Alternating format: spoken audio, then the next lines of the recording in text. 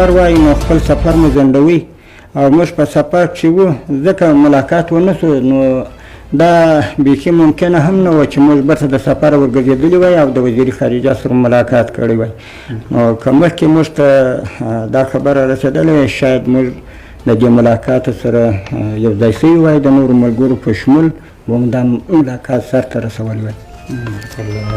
ډېره مننه جمله صاحب ستاسې د مرکې او توضیحاتو څخه خپله مو حفاظت وکړه.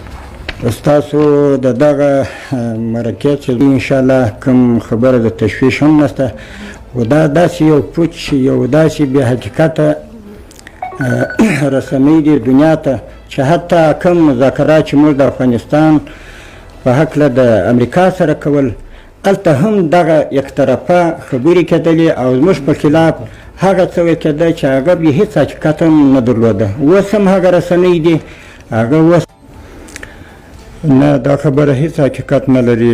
زه الحمدلله جوړ او روغ یم او بله خبره دا چې رسنۍ وایي چې خپل منځي اختلافات لري دا بالکل هم هیڅ حقیقت نه لري. لله الحمد موږ په خپل منځ کې ډېر شفقت او ترحم لرو چې حتی په یو فامیل کې به هم داسې شفقت او ترحم نه وي. او بل دا چې موږ دا څو کاله د اشغال د خاتمې لپاره تکالیف او قربانۍ ورکړي دي دا نه د اقتدار لپاره وي او نه د منصب لپاره وه. بله خبره دا چې موږ سفر درلودی کابل څخه د کابل څخه نو هلته مو رسنۍ ته لاسرسی نه کېدی چې دا خبره رد کړو.